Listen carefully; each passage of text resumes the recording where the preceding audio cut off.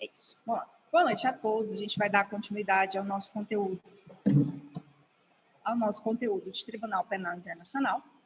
Vamos fazer uma retomada do conteúdo da aula passada para a gente poder dar continuidade ao estudo do TPI na nossa aula de hoje. O que acontece? Fazendo essa retomada de conteúdo, nós começamos a estudar, logo depois da nossa primeira VA, um tribunal criado, como eu falei na aula passada, um tribunal que foi criado para ser permanente. Gente, realmente tem que arrumar a cadeira. Um tribunal que foi criado para ser permanente e não ter mais a necessidade de se criarem tribunais ad hoc para fazer uma responsabilização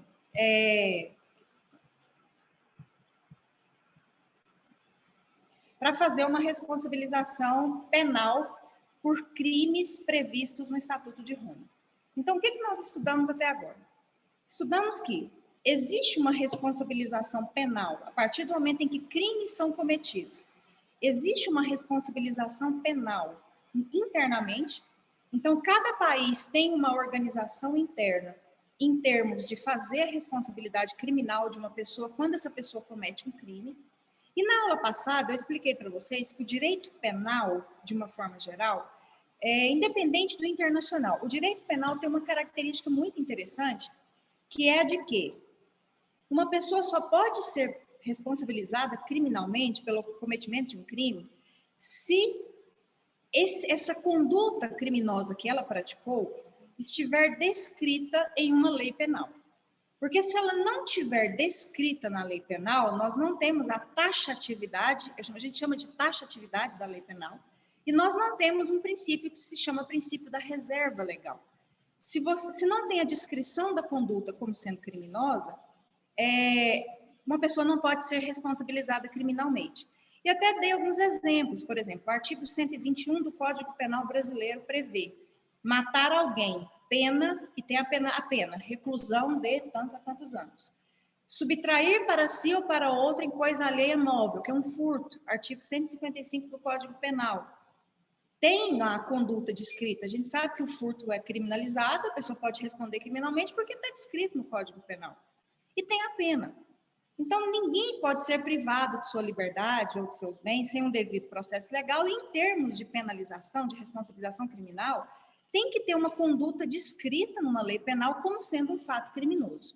Então, isso é uma característica do direito penal. Isso internamente. No sistema internacional penal, não seria diferente.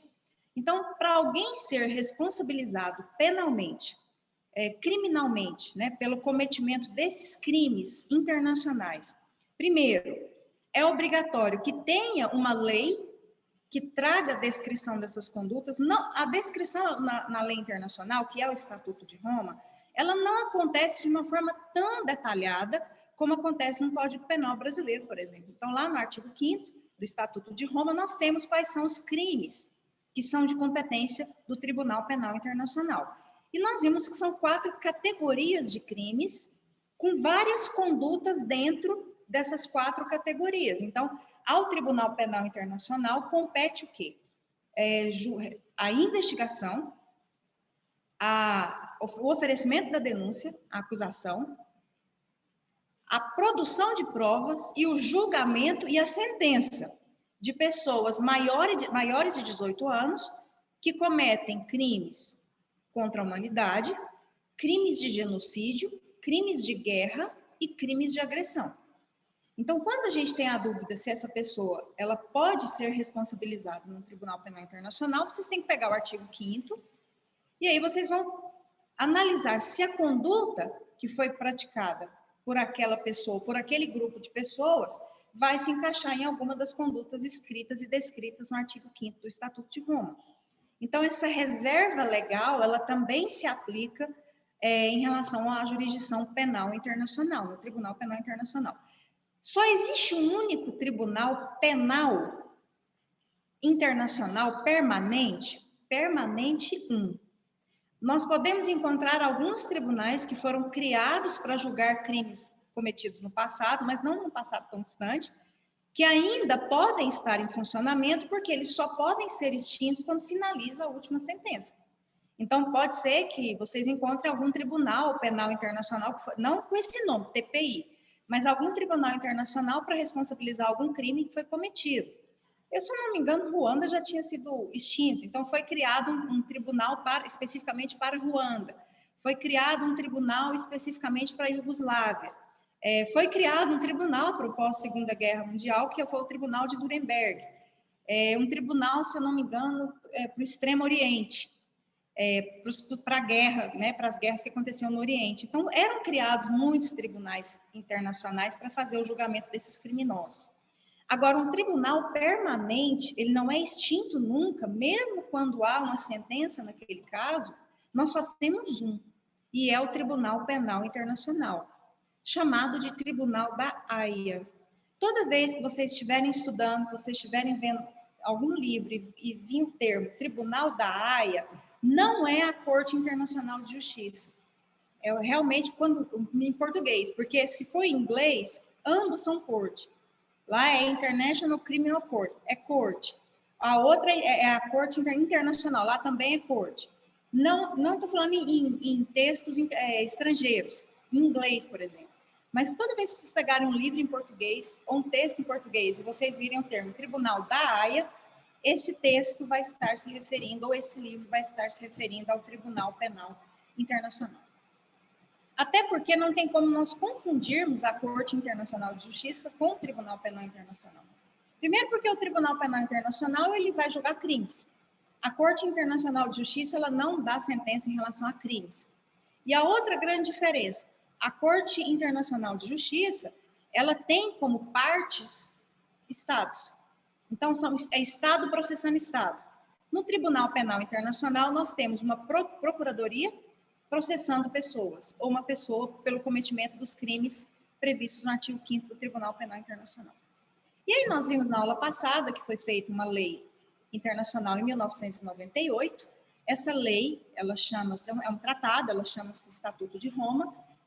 E bem no final da lei do Estatuto de Roma, dessa lei internacional, existe uma questão muito interessante que é em relação à vigência internacional dessa lei. Ou seja, a partir de quando essa lei teria vigência no cenário internacional. E aí tem uma regra muito interessante, porque traz o seguinte, o Estatuto de Roma, ele vai ter vigor internacional, ou seja, ele vai ter validade no cenário internacional, 60 dias após o 60º país ratificar, o 60º estado ratificar o Estatuto de Roma. Então, é como se puxasse aí, olha, os estados se organizaram para criar um Estatuto de Roma para punir penalmente, criminalmente, esses criminosos que cometem esses crimes de alta complexidade.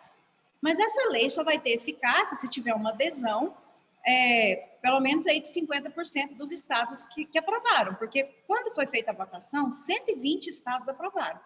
Então, pelo menos 60 estados têm que ter o seu processo de ratificação para ter validade internamente. Então, quando chegou no 60 foi lá e ratificou. Isso foi em 2002. Em 1º de julho de 2002, foi 60 dias depois do 60º ratificar. Então, são informações, às vezes a gente tem que pegar nos livros e observar bem, porque geralmente elas vêm em rodapé. Geralmente não vem uma informação, são informações interessantes, principalmente para a área de vocês, mais do que para o próprio curso de Direito. Quando a gente ensina Tribunal Penal Internacional no curso de Direito, o foco é outro. Quando a gente ensina Tribunal Penal Internacional no curso como de vocês, o foco é outro. Então, tem como fazer dois tipos de aula de Tribunal Penal Internacional. Por exemplo, aprofundar com os alunos de Direito quais seriam as teses de defesa, quais seriam as teses da acusação, aprofundar especificamente nas teses. E a gente mal menciona essas questões. Mas essas informações são importantes para vocês verem como são as relações internacionais.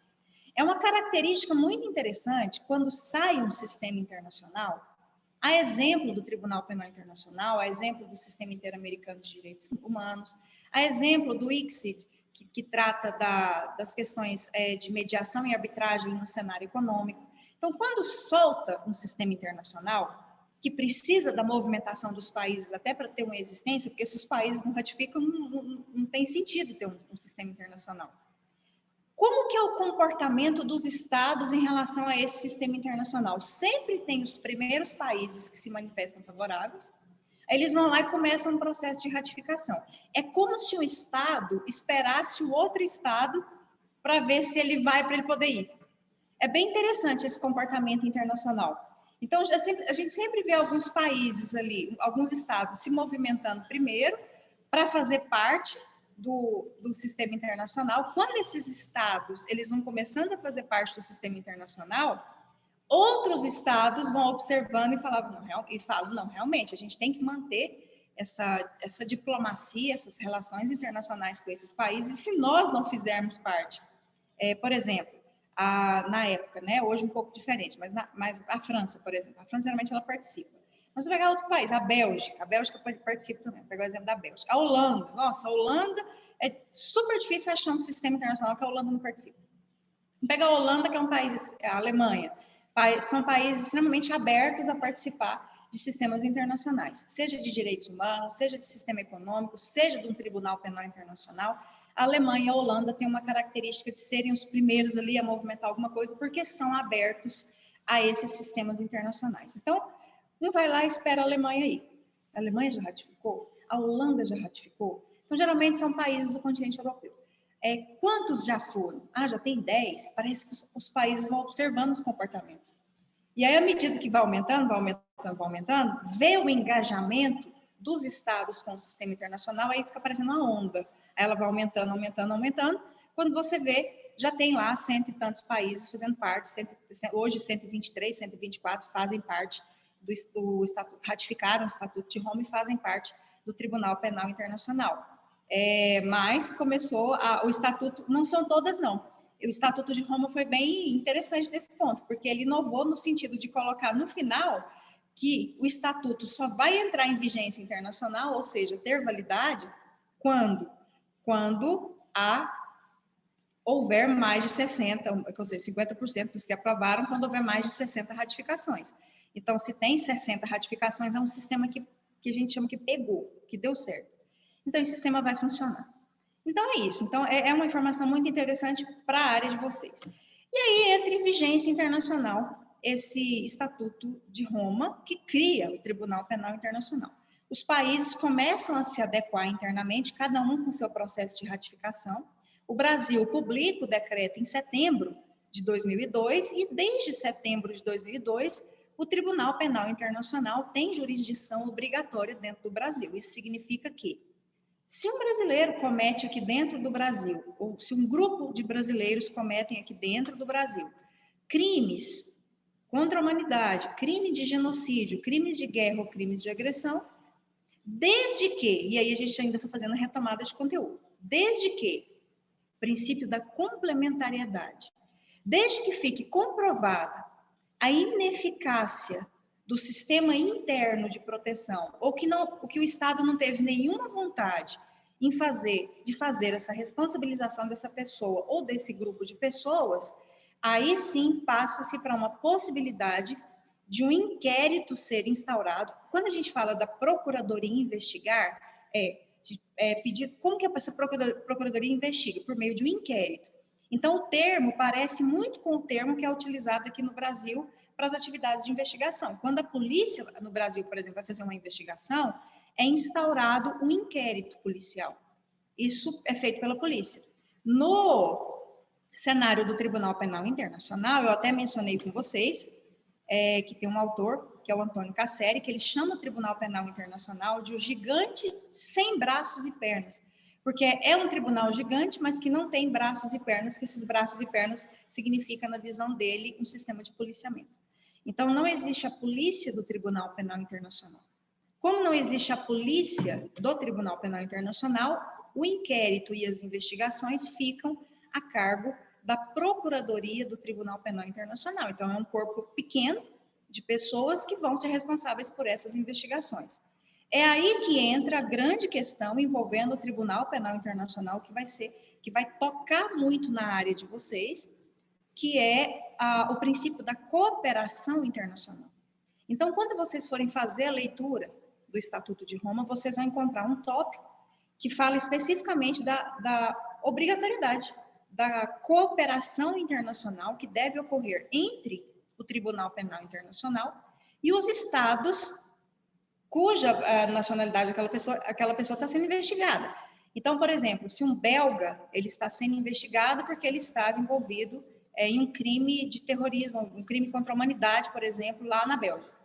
E aí ele não faz parte do governo, ele é belga, mas sem fazer parte do governo, ele simplesmente cometeu um crime contra a humanidade dentro da Bélgica e até o governo tem interesse. O próprio Estado, eu vou compartilhar com vocês daqui a pouco como que essa provocação da ação pode começar, e o Estado é um deles, ele pode ser partido pelo Estado. O Estado da Bélgica simplesmente vai lá e faz um encaminhamento para a Procuradoria do Tribunal Penal Internacional e diz o seguinte: olha, nós temos aqui um sistema de investigação, mas esse sistema não é suficiente para tratar um crime dessa natureza. Então, nós estamos demonstrando a nossa incapacidade em termos de estrutura. O nosso judiciário, o nosso Ministério Público acusatório, nosso órgão acusatório, que toda a nossa estrutura não é suficiente para fazer a responsabilização criminal de um crime dessa natureza. Então, nós estamos solicitando da Procuradoria do Tribunal Penal Internacional que vocês façam, por favor, essa investigação e que esse processo tramite perante o Tribunal Penal Internacional. Observem que aqui a cooperação internacional ela vai acontecer, porque a própria Bélgica entrou em contato com a Procuradoria do Tribunal Penal Internacional, encaminhou todos os fatos, encaminhou todos os documentos, e falou o seguinte: tem um belga aqui que cometeu, ele está preso, ele está com a gente, mas a gente não tem estrutura para fazer um julgamento desse porte. Então, aqui, nitidamente, a gente consegue perceber que vai existir uma cooperação internacional.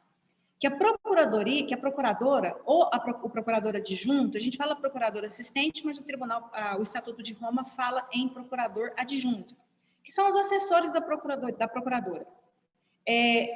Seja a procuradora adjunta, ou seja a procuradora titular responsável, ela vai mandar um documento e vai dizer o seguinte: olha, nós entendemos que o caso se enquadra nos crimes de competência do Tribunal Penal Internacional, mas o Tribunal Penal Internacional não tem polícia. Então, nós precisamos de uma investigação que nos forneça as provas de que essa pessoa, do tipo de crime, quantos crimes, um detalhamento de tudo. Então, aí a polícia daquele estado vai ajudar a colaborar, a gente chama de cooperar, né? Vai ter essa cooperação internacional por parte do Estado. É o sistema ideal. Por exemplo, a partir do momento que a República Democrática do Congo solicita uma responsabilização não de alguém do governo, mas de alguém, de um rebelde que criou um movimento de aliciamento de criança, enfim, é algo que está acontecendo lá e o próprio Estado tem interesse que aquilo seja resolvido. Então, se o Estado provoca aquilo, se geralmente não são pessoas ligadas ao governo, a cooperação internacional ela vai fluir de uma forma que deve fluir de acordo com o Estatuto de Roma. Por quê? O próprio Estado vai oferecer o aparato necessário para conduzir e auxiliar nas investigações, para fornecer elementos para a Procuradoria do Tribunal Penal Internacional, para a Procuradoria do Tribunal Penal Internacional, depois de fechar esse inquérito, com o auxílio da polícia daquele estado, fazer o devido encaminhamento, encaminhado para um juiz. Na verdade, é uma sessão que tem vários juízes, 3, 6, vai depender da sessão, e vai encaminhar o caso para começar a mesma ação. A Procuradoria oferece aquela denúncia e aquilo acaba se tornando uma ação, até se chegar numa sentença que é proferida pelas sessões de julgamento, especificamente de um juiz ou de um grupo de juízes que vai estar naquela sessão. Então, a cooperação internacional, ela é realmente a peça fundamental para a efetividade do Tribunal Penal Internacional. Porque o TPI não tem um sistema de investigação próprio, um sistema de policiamento.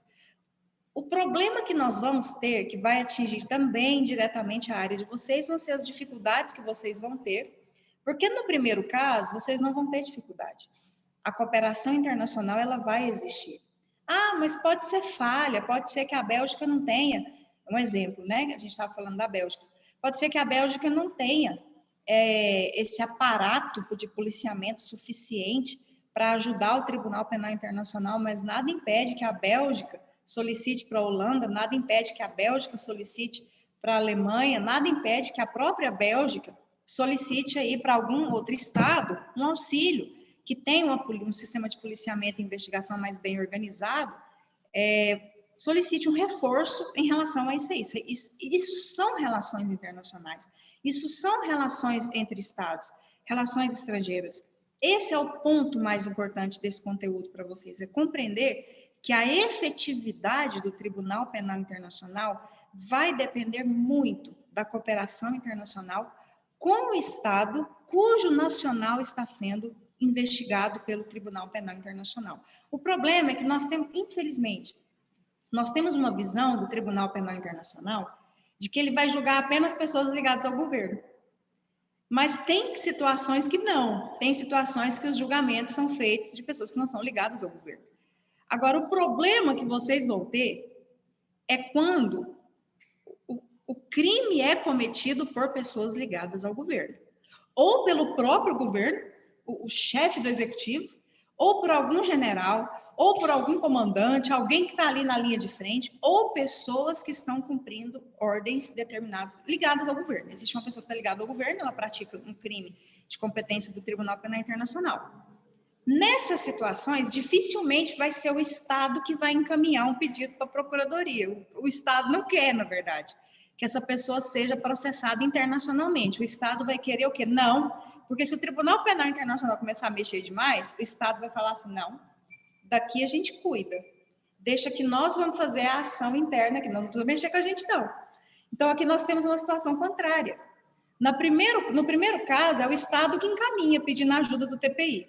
No segundo caso, geralmente são vítimas. São vítimas, ou qualquer pessoa, como eu falei para vocês, ou a própria Procuradoria toma conhecimento do fato, e a própria Procuradoria fala, nós temos que instaurar um inquérito para apurar esses crimes, né, contra a humanidade, crimes de genocídio, que estão acontecendo lá dentro daquele Estado. Aqui, a cooperação internacional vai ficar comprometida. Porque por mais que a Procuradoria solicite uma cooperação do Estado X nas investigações de determinada pessoa, geralmente o comportamento desse Estado é fazer o quê? Ou ele não se manifesta, ele fica em completo silêncio e ignora aquele pedido, ou ele devolve dizendo que os crimes não foram cometidos daquela forma, está tendo um certo exagero nas mídias internacionais e que ele vai resolver internamente aquele problema, que ele vai responsabilizar internamente aquele problema. Foi isso que o Nicolás Maduro disse? Ele foi acusado? Foi. É um exemplo. Então, vocês vão ver mais dificuldades quando são pessoas ligadas ao governo, porque essa cooperação internacional ela não vai existir. Dificilmente vocês vão ver uma situação de cooperação internacional nesses casos. Dificilmente. Até vou apresentar para vocês a última manifestação do Tribunal Penal Internacional, que é em relação à Palestina. Então, os políticos militares israelenses já estão criando um movimento lá, porque falaram que não vão mexer com a Palestina, que a Palestina não é um Estado independente, e a Palestina porque ela até ratificou o Estatuto de Roma em 2015. Então, se ela ratificou e faz parte, o Tribunal Penal Internacional pode sentenciar situações, julgar situações que estão acontecendo dentro da Palestina. Então, a procuradora já comunicou agora, em fevereiro desse ano, nas últimas questões aí, que a Procuradoria do Tribunal Penal Internacional já está instaurando um inquérito para entrar na Palestina com tudo, para pegar ali todo mundo que está praticando aqueles crimes dentro da Palestina. Então, e disse que vai ser sem medo, ainda falou assim, vai ser sem medo e nós vamos entrar lá agora de vez. Agora não vamos, agora vai. A gente vai fechar a aula com essa questão. Mas vejam como que a área de vocês é importante aqui. Por quê? Porque a efetividade de um tribunal, um único tribunal penal internacional, um dos maiores tribunais internacionais que nós temos um corpo ali de profissionais que geralmente, em sua grande maioria, são da área do direito, porque são procuradores, juízes ou advogados, mas que também têm um sistema de relações internacionais e toda uma estrutura de funcionários, de pessoal. Vocês podem perceber que não adianta nada a existência desse Tribunal Penal Internacional se ele não tem relações internacionais. Se a cooperação internacional ela inexiste, dificulta muito a efetividade do Tribunal Penal Internacional. Não adianta nada toda aquela estrutura se a cooperação internacional realmente é o ponto-chave para a efetividade até das sentenças. Daqui a pouco vocês vão compreender por quê, tá? Porque imaginem só, nós estamos falando de um tribunal que está na cidade da Haia, na Holanda. E nós estamos falando de 123 ou 124 estados que ratificaram o Estatuto de Roma. Então, estamos falando de 123, 124 possibilidades da Procuradoria abrir inquérito para investigar nacionais e pessoas que cometeram crime nesses estados. Agora, vocês imaginem a quantidade de pedidos que chega lá. E imaginem que muitos desses casos são de pessoas envolvidas com o governo. E imaginem que essas pessoas que estão praticando esses crimes não estão lá na cidade da Haia. Eles estão dentro dos países, dos estados, onde os crimes estão acontecendo. Como que prende uma pessoa dessa? A gente fala de detenção, não utiliza muito a palavra prisão. Como que faz a detenção de uma pessoa dessa sem a cooperação internacional?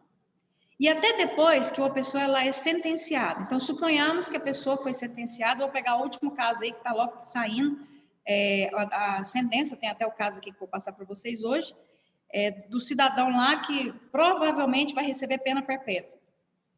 Que está lá dentro. Que nesse caso, na verdade, eu acho que ele já está lá no tribunal, mas vamos supor que ele estivesse lá no estado dele.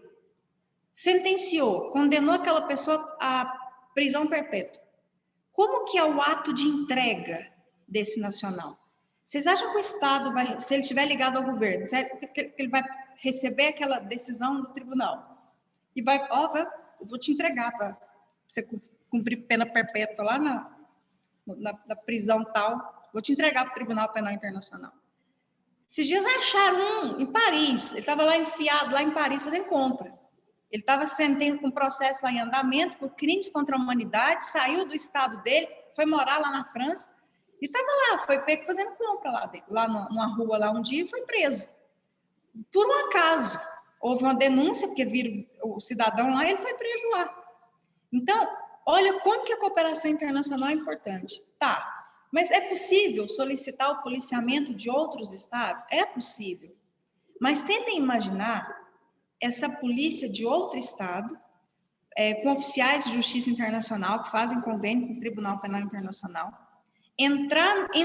primeiro entrar dentro de um estado e fazer a prisão de uma pessoa, a detenção de uma pessoa ali, com todo um sistema que não quer aquela detenção. Então, é complicado. Pode ser que nós tenhamos os processos aí, pode ser que nós tenhamos os processos até com sentença.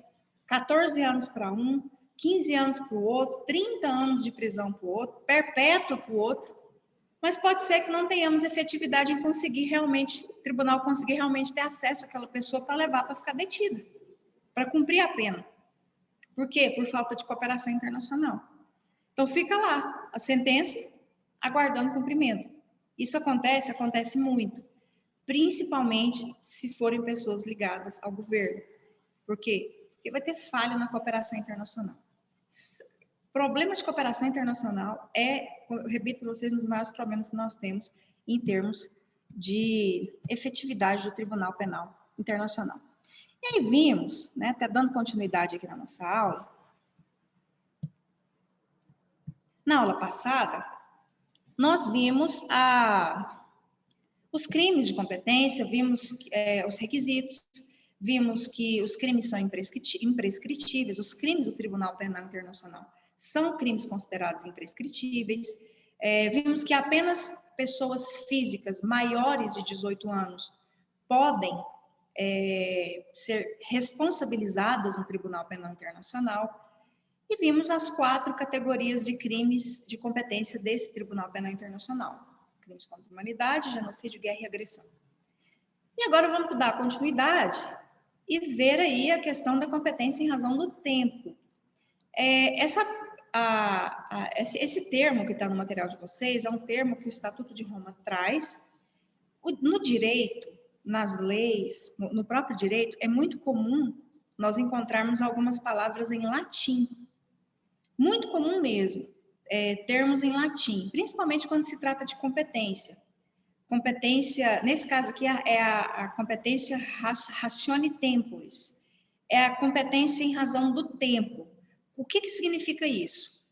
O Tribunal Penal Internacional, ele só pode julgar crimes que foram cometidos após a entrada, por isso que a gente fala dessa data da entrada em vigor internacional. O Estatuto de Roma, ele foi criado em 1998, mas ele não entrou em vigor, em vigência internacional, em 1998. Ele foi entrar em vigor internacional em julho de 2002. Então, o Tribunal Penal Internacional, por ele entrar em vigor internacional, ou seja, ele só teve validade no cenário internacional depois de julho de 2002. O que acontece? O que significa isso? Que o Tribunal Penal Internacional, ele só pode julgar crimes que foram cometidos depois de julho de 2002. Então, quando vocês vão ler lá a competência ratione temporis, é a competência em razão do tempo, a competência temporal, que a gente falaria se estivesse estudando uma lei brasileira, a competência temporal. O Tribunal Penal Internacional, ele realmente só pode julgar crimes que foram cometidos depois da entrada em vigor internacional. Então, o Tribunal Penal Internacional só pode julgar crimes que foram cometidos a partir de 1º de julho de 2002. 1/7 de 2002 foi a data, tem no slide de vocês, bem no primeiro slide, tá? Quando vocês forem estudar, tá lá, entrada em vigor internacional, 1/7 de 2002. Então, ele só vai poder julgar crimes que foram cometidos de 1º de julho de 2002 para frente. Ele não tem competência para julgar fatos que ocorreram antes de 2002. Provavelmente, antes de 2002, deve ter algum tribunal que já foi criado para julgar esses fatos que aconteceram antes de julho de 2002. A gente chama de tribunal de exceção. Eu até dei alguns exemplos para vocês. Eu comecei lá com Nuremberg, mas depois falei o tribunal para Ruanda, o tribunal para Iugoslávia, problemas que já vêm, né, de décadas anteriores. O tribunal, o TPIzão mesmo, tá? O Tribunal Penal Internacional mesmo, o ICC, só pode julgar crimes cometidos a partir de 1º de julho de 2002. Então, até em provas ou em algumas questões, eu não sei se vocês vão fazer algum tipo de concurso público, é muito comum que apareça algum caso que o fato aconteceu antes de julho de 2002. E aí tudo leva para as respostas para perguntar para vocês se o Tribunal Penal Internacional teria competência para julgar esse crime.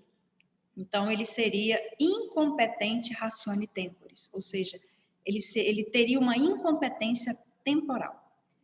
Se foi um fato que foi praticado antes de julho de 2002. Cuidado com a seguinte questão. Realmente, o Tribunal Penal Internacional, ele não tem competência para julgar fatos que foram praticados antes de julho de 2002. Ok. Só que tem fatos que começaram a acontecer antes de julho de 2002 e esses fatos foram se protraindo no tempo. Então, suponhamos que no ano 2000 começou uma perseguição de uma determinada comunidade, uma determinada etnia. E isso durou o ano 2000, isso durou o ano 2001, continuou no ano de 2002. Então, a gente chama de... Aqui seria um crime continuado. Aqui no Brasil, nós daríamos esse nome. No cenário internacional, não tem esse nome crime continuado. Ele continua em 2002, continua em 2003, continua em 2004, continua em 2005. Então, a partir de 2002, pega o que foi cometido a partir de 2002, antes não. Então, aquela pessoa ela pode ser julgada pelo que ela cometeu de 1º de julho de 2002 para frente. Então, é possível.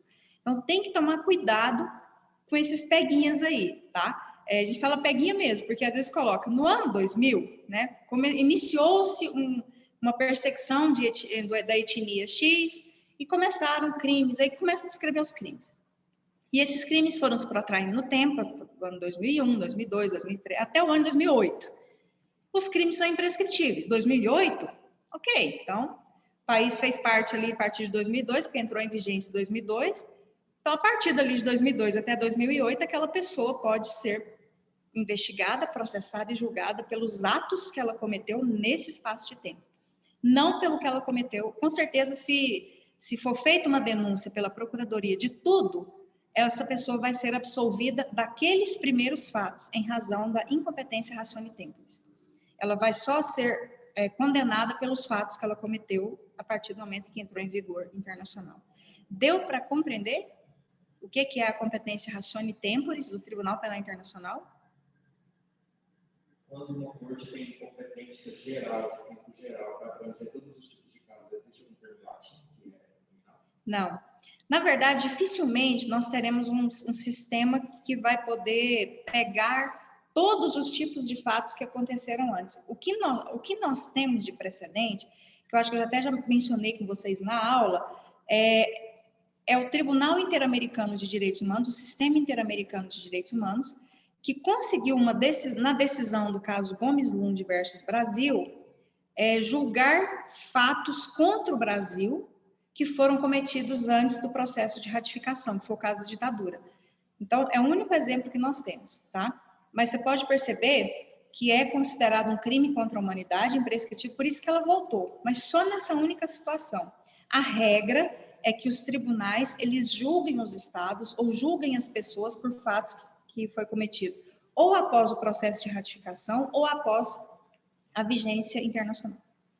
A exceção é voltar, tá? Então, é exceção da exceção. No caso do Tribunal Penal Internacional, nós não temos essa exceção. É só mesmo crimes que foram cometidos a partir da entrada em vigor, que foi 1º de julho de 2002. Tá?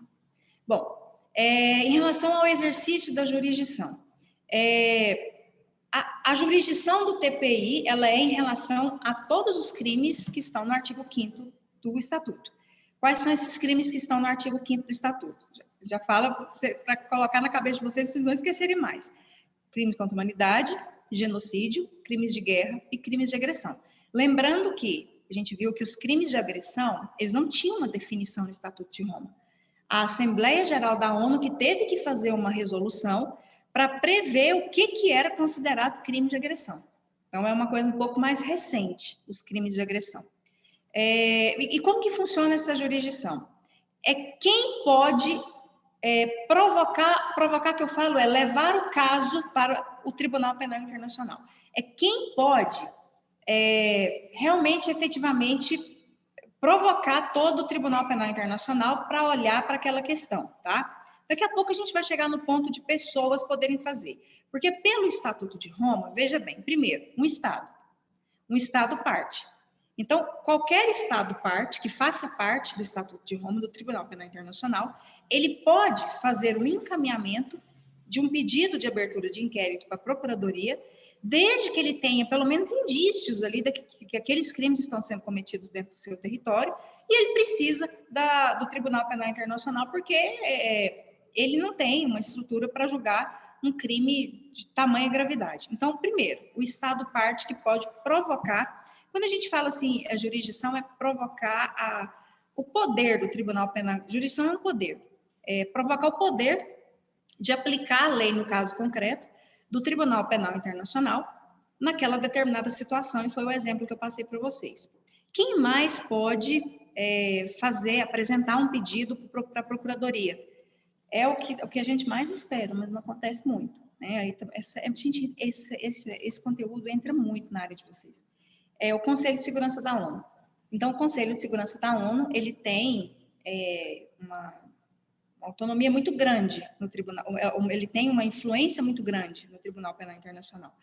Por mais que o Tribunal Penal Internacional seja um tribunal independente, ou seja, não é um tribunal diretamente ligado à Organização das Nações Unidas, o Conselho de Segurança da ONU tem um poder ali em relação ao Tribunal Penal Internacional diferenciado.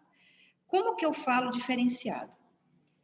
Eu não sei se vocês vão se lembrar, no semestre passado, eu até compartilhei com vocês. Deixa eu ver se isso aqui está aqui. Se tiver, eu já quero... Só ver se está aqui. É uma notícia envolvendo o Parlamento Europeu. Vamos ver se está aqui.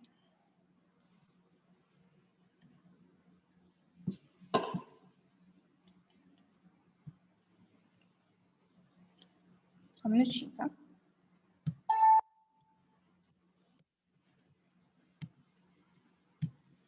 Tá aqui.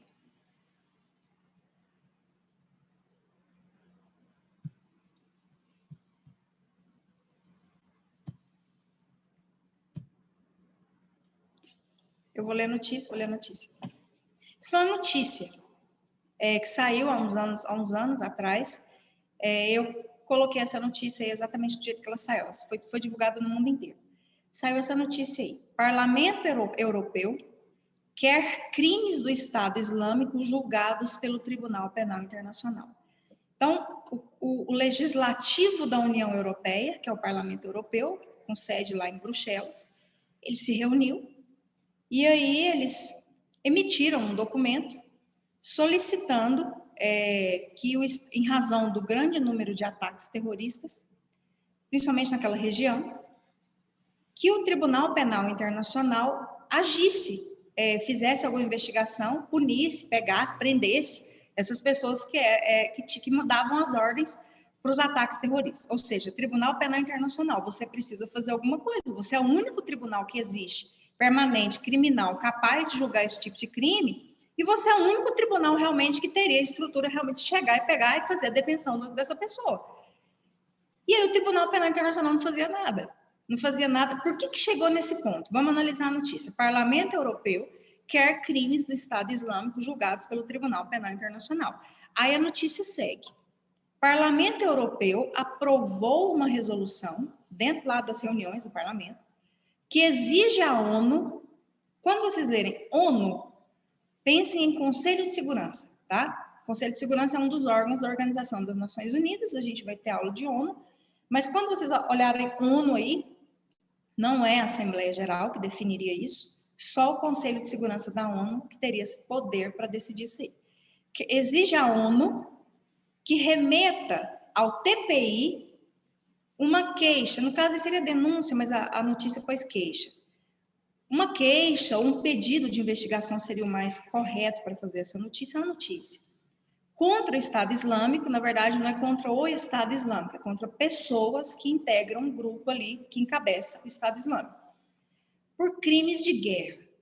Então, encaixaram o terrorismo como crime de guerra. Ok. Olha isso. Por que o TPI já não fez isso? Vocês acham que a Procuradoria do Tribunal Penal Internacional não vê os ataques terroristas? Vê. A própria Procuradoria não poderia fazer isso? Poderia. Assim, seria o correto, porque ela tomando conhecimento do fato dessa gravidade, seria o correto. Só que nós vamos ter um problema aqui. Eu falo que essa aula ela não é nem tão jurídica, é mais realmente a área de vocês. Porque nós temos um grande problema aqui. Por quê? Porque a maioria dos atos dessas pessoas que seriam investigadas, elas não são nacionais e estão em território onde que o Estatuto de Roma, o Estado não ratificou. Então, o que acontece? O Tribunal Penal Internacional, ele só pode agir naqueles estados, naqueles locais, e com nacionais daqueles locais, em que ele faz parte do Estatuto de Roma.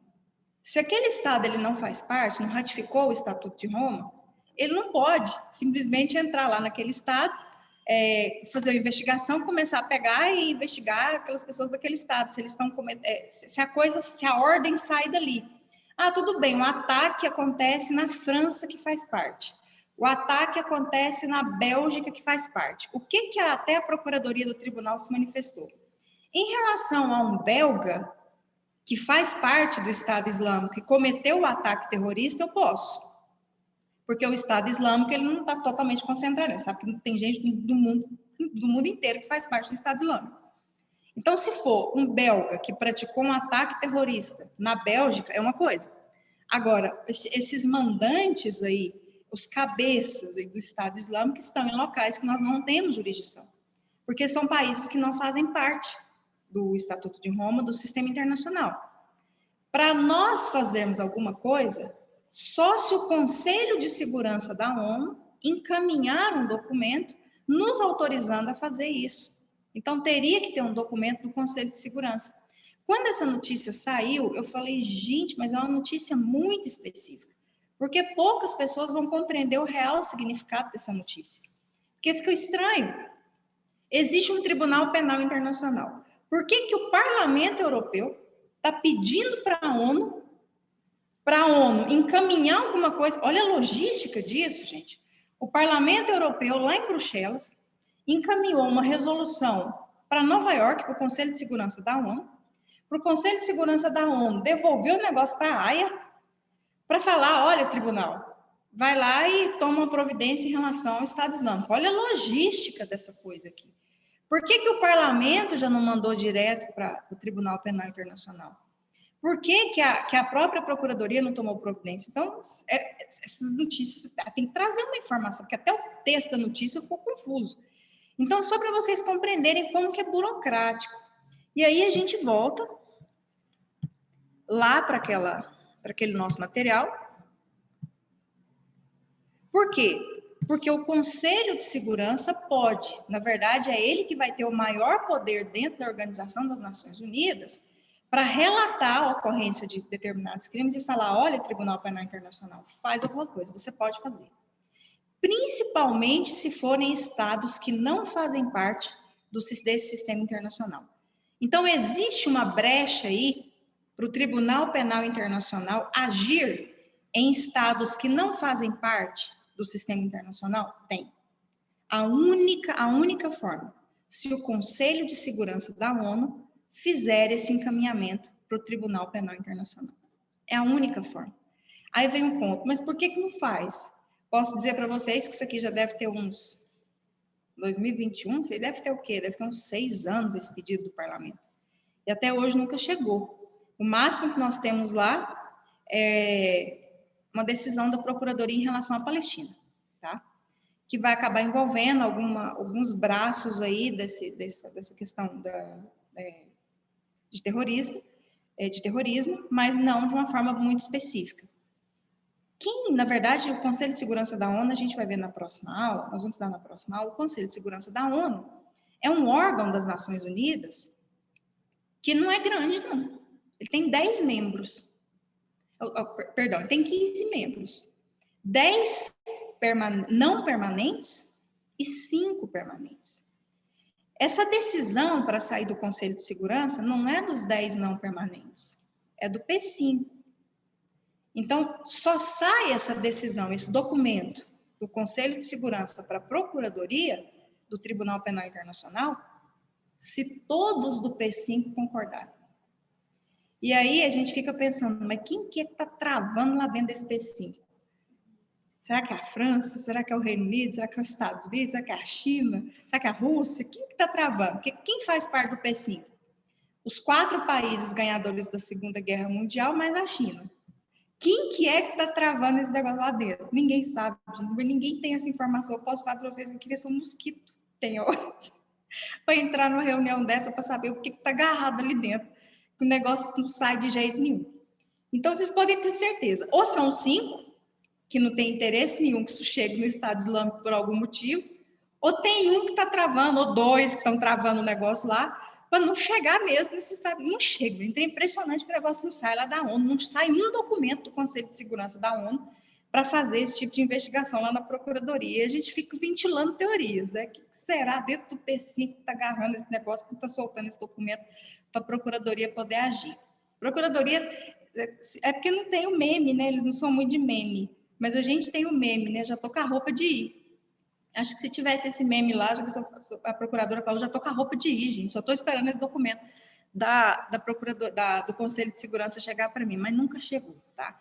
Tanto que só vão começar agora as investigações dos crimes na Palestina, porque a Palestina ratificou o Estatuto de Roma em 2015 e a Procuradoria organizou um orçamento para poder fazer, porque agora imagina fazer essas investigações na Palestina. Vamos fazer a pergunta agora. Vocês acham que vai ter uma cooperação internacional muito boa para isso? Isso é extremamente complicado. Primeiro porque militares e políticos de Israel já falaram que nem podia, porque eles não consideram a Palestina um Estado. Então, você você não poderia nem fazer parte desse sistema, você não é Estado. Quem manda aqui somos nós. E aí a Palestina ratificou como Estado o Estatuto de Roma. Como que pede uma cooperação internacional para a Palestina se está todo mundo ali dentro, Israel, o pau está quebrando ali dentro? É muito complicado. A cooperação internacional aí vai ficar bem comprometida. Vamos ver, né, como que vai ser. Tudo é ainda muito novo, não começou. A procuradora só fez o anúncio da abertura do inquérito em fevereiro agora, não tem nem 2 meses que esse inquérito começou a ser trabalhado. Então, ainda não vimos como vai ser em termos de cooperação internacional. Bom, e quem mais pode provocar o Tribunal Penal Internacional? A própria Procuradoria. Se os procuradores, a procuradora tem conhecimento, ele já pode começar um inquérito ali a partir deles. Agora, como que acontece? Tanto os estados, como o Conselho de Segurança, como a Procuradoria, podem, isso aqui é no caso de denunciar, podem receber pedidos de investigação de pessoas. É perfeitamente possível isso acontecer. Então, é perfeitamente possível qualquer pessoa encaminhar pedidos para a Procuradoria. Olha, Procuradoria, está acontecendo aqui no meu estado, estado do nosso país, isso. Lá na Alemanha, olha, Procuradoria, está acontecendo aqui na Alemanha, isso. A própria Procuradoria toma conhecimento e ela dá início a esse inquérito. Professora, posso encaminhar um documento para o Conselho de Segurança da ONU para perguntar lá por que o Conselho de Segurança da ONU não decide o negócio do Estado Islâmico? Poder pode. Eu não sei se vocês vão ter resposta, mas poder pode. Vocês podem encaminhar qualquer documento. Os organismos internacionais recebem documentos. Eles vão para algum lugar. Eu não sei se eles vão ter resposta. O que eu posso garantir é que a Procuradoria geralmente dá a resposta. O que eu não posso garantir é que o Conselho de Segurança dê alguma resposta. Mas existem hoje muitos canais de se chegar nos organismos internacionais. E vocês podem também encaminhar para o próprio Estado. Vocês podem simplesmente chegar, encaminhar para o governo federal de determinado Estado que está acontecendo. Às vezes o Estado tem conhecimento que em determinada região está acontecendo um crime contra a humanidade, por exemplo. Então, qualquer pessoa pode encaminhar pedidos para que os casos sejam levados para a Procuradoria, tanto para os estados, como para a própria Procuradoria, como para o Conselho de Segurança. Só vou dizer para vocês que eu não tenho segurança de que vocês vão ser bem respondidos, né, dependendo daquilo que vocês perguntarem, perante o Conselho de Segurança da Organização das Nações Unidas. Bom? Gente, alguma dúvida até aqui?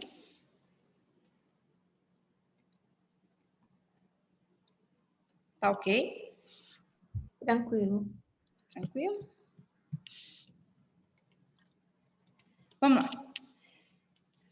Bom, quando o Estatuto de Roma fala em admissibilidade, na verdade ele está dizendo assim, quando uma ação ela vai ser admitida. É igual quando a gente estudou aqueles requisitos da Comissão Interamericana de Direitos Humanos.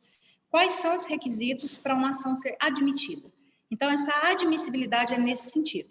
Só que o Estatuto de Roma, na verdade, ele não fala quando ela vai ser admitida, ele fala quando ela não vai ser admitida. Então, ele traz algumas situações de uma decisão de não admitir, tá? Então, um pedido de uma ação internacional penal não vai ser admitido quando? Quando esse caso ele já é objeto de um inquérito ou de um procedimento criminal dentro do Estado.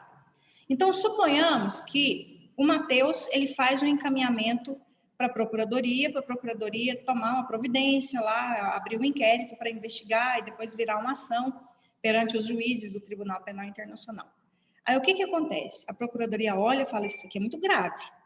Aí a Procuradoria entra e manda um documento para o Estado, pedindo informações do que está acontecendo. E de repente o Estado vai e encaminha cópias de quê? Comprova que essa pessoa já está sendo investigada no inquérito dentro do Estado, ou que já tem uma ação penal contra ela, que já está quase sentenciando, ou seja, enfim, que já existe uma ação interna. Salvo se o Estado não tiver vontade, né, de dar seguimento nisso, nesse inquérito, nesse procedimento, ou ele não tem a capacidade, que é aquilo que a gente já tinha mencionado. Se o Estado diz que nós não temos essa estrutura, ou então o Estado não demonstra vontade nenhuma em fazer nada, aí é caso do Tribunal Penal Internacional agir. Mas se ficar comprovado que no estado de origem dessa pessoa, essa pessoa já está sendo investigada, já tem uma ação contra ela, essa ação ela não vai ter seguimento no Tribunal Penal Internacional. Então, já é uma barreira que a gente encontra. Outra situação. Quando... Peraí que eu desci muito, né? Quando existe já existiu um inquérito policial, já existiu uma ação penal, e o Estado tomou uma decisão de absolver ou de não dar seguimento àquele procedimento criminal em relação, aquela ação penal em relação àquele crime, enfim, teve. E quando a gente olha, ou ele foi arquivado, ou ele teve uma sentença de absolvição, num caso que a gente fica assim, como que essa pessoa foi absolvida numa situação dessa? Aquela situação que a gente vê que teve uma movimentação, mas que não teve um segmento. Também é outra situação. Peraí que na hora que eu desço, tá? Só um minutinho, gente.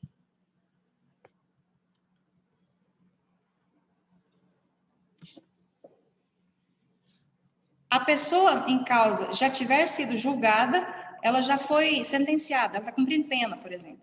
Então, a pessoa está lá, ela teve inquérito contra ela no país de origem dela, teve investigação, teve ação, teve sentença, teve pena, e às vezes a pessoa não tomou conhecimento, encaminhou o caso para o TPI, essa pessoa cumpriu pena num determinado regime, enfim, é muito subjetivo, daqui a pouco a gente vai fazer uns comentários disso aqui. Ou o caso não foi suficiente grave para necessitar da intervenção do Tribunal Penal Internacional. Então, nessas situações, a ação ela não vai ser processada. Aqui é muito subjetivo, tá? Por exemplo, aqui, a pessoa já foi julgada pela conduta que se refere à denúncia, tá? Então, vamos supor que uma pessoa simplesmente foi lá e causou a morte de 100 pessoas. Porque eu não quero essa comunidade, essa determinada comunidade aqui na região. Então, todas essas pessoas que são descendentes aqui, ou uma comunidade indígena, por exemplo, eu não quero essas pessoas dessa raça, dessa etnia aqui. Então, mandou matar 200 pessoas. Aí você pega o processo criminal, a COP. Aí tá lá assim, uma pena de 6 anos na sentença, pela morte de 100 pessoas. Da forma mais cruel possível. Não tem cabimento. Então, quando vocês forem fazer a análise dessas situações aí, tem que tomar cuidado. Por quê? Porque tem umas aberturas aí. Ah, não é o fato de ter uma sentença, essa pessoa já foi julgada, então eu não posso levar o caso para o Tribunal Penal Internacional. Às vezes essa pessoa foi julgada, mas a pena que ela recebeu não condiz. Ela recebeu uma pena pro forma, é como se fosse algo assim para tampar mesmo, para evitar uma comoção nacional ou internacional, mas quando você vai verificar, a pessoa não recebeu uma penalidade adequada de acordo com a gravidade daquilo que foi cometido. Então, isso é um caso que o Tribunal Penal Internacional vai observar para ver se vai dar seguimento, e ele geralmente dá seguimento, porque principalmente pessoas ligadas ao governo.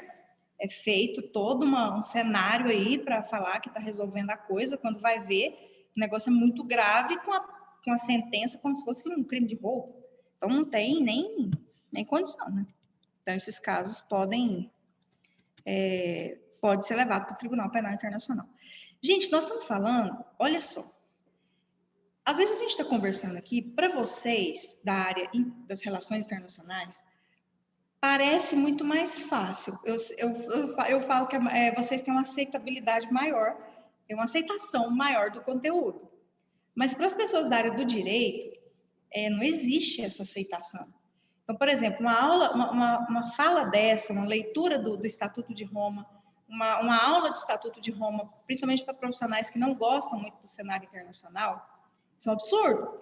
Então, cada coisa que a gente vai lendo aqui, falando, que eu vou falando para vocês, tudo isso aqui tem nos livros, a gente vai exemplificando situações que já aconteceram. Mas tem muitos profissionais do direito que, quando fala Estatuto de Roma, Tribunal Penal Internacional, para que lá? A gente resolve tudo aqui. Então, não tem uma aceitação muito boa, tá? E nós estamos falando, por que nós estamos falando disso? Nós estamos falando do internacional julgar o nacional. Nós não estamos falando do internacional julgar Estado.